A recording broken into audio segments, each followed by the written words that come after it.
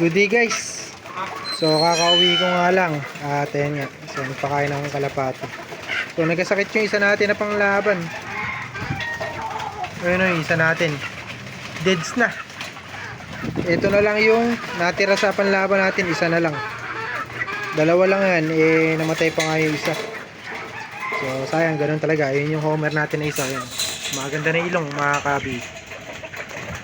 Laki na ilong yan. So paparisan na rin natin yan pag tagal-tagal. So yun lang yung bad news natin. Namatay nga isa natin na panlaban. Dalawa lang, namatay pa isa. Sayang. Si Pungkok na lang natira. Namatay na si Monggi.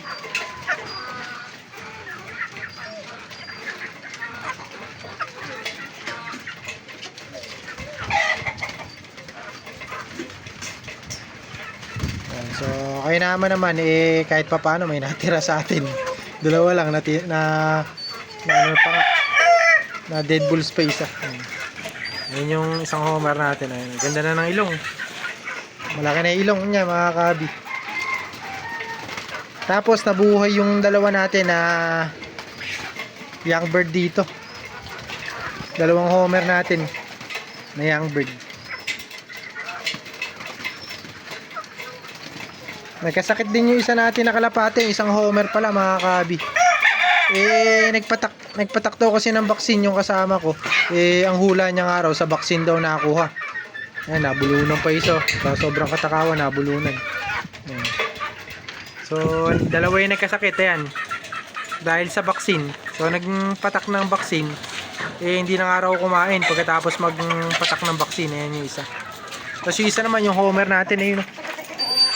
Yung dilaw na homer natin, kawawa naman eh. No? So sayang. So try natin, titingnan natin kung magiging effective. May gamot kasi ko dyan na antibiotic. So pwede natin subukan yun. Yun ang gagawin natin na panggamot yan. So magana naman kumain to mga kabi. Yan. Batak kasi to eh. Batak sa lipad, batak sa ano to. Kumbaga batak sa vitamins kaya hindi tatablan to. So ano to eh, kargado kumbaga sa kalapate yan, kargado. Kaya hindi basta-basta ano to. Yung isa kasi hindi kargado yun, ayan, kaya namatay agad. Ito kasi parang paggaya ko kasi dito mga kabi o yung pag-aalaga ko, sinasabay ko dun sa manok. Halimbawa, nagsaksak ako ng vitamin sa gamot, sinasaksakan ko rin to. Ayan. So yung isa kasi na yun, hindi tayo nag-alaga niyan kaya ganyan. So kinulang siguro sa lakas. Ayan. Tinamaan agad ng sakit. Patay, namatay na. Ayan. So ito, matibay ito. So kaganda pa naman ng katawan niya ito, sayang. Maganda yung katawan niya, mas maganda yung katawan niyan compare dito mga kabi. So kaso talagang ganun. Nangyayari talaga yun. Kung yung tao nga namamatay, yan, alaga lang yan. So ito, pakita ko sa inyo isa pa natin na alaga na nagkasakit. Ano? Gandang kalapati. So ayan yung isang kalapati natin na nagkasakit. Ayaw nga kumain mga kabi. Ayan. So kung kailan pumares dito sa puti natin, ayaw niya nga kumain no. Simula ng araw nung nagpatak ng vaccine. Pinataka kasi ng vaccine dito kasi nga uso yung mga sakit nga. So pag ganito na kumbaga naglalaban yung lamig at init. So mainit yung araw tapos malamig yung simoy ng hangin. So uso talaga yung mga sakit ng kalapate sa ng mga alaga natin. So yun nga, nadali pa eh. So 1,000 bili natin dito, ayan. 1,500 bali ang inabot nito, ayan. So mukhang mamatay pa, bata pa, sayang. 1,500 yung acquire natin dyan sa homer natin, ayan. Mamatay pa ata. Sayang. So yung dalawang homer natin na bata namatay na nga yun mga kabi.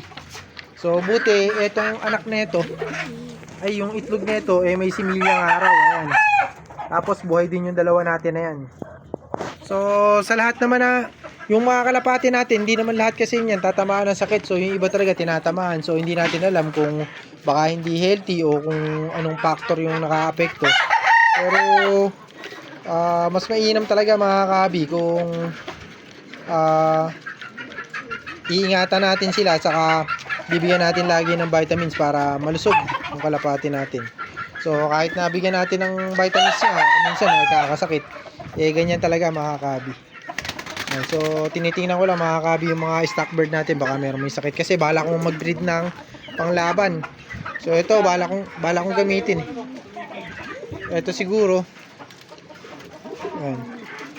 ayun, baka bala kong gamitin to, ito. Ayan.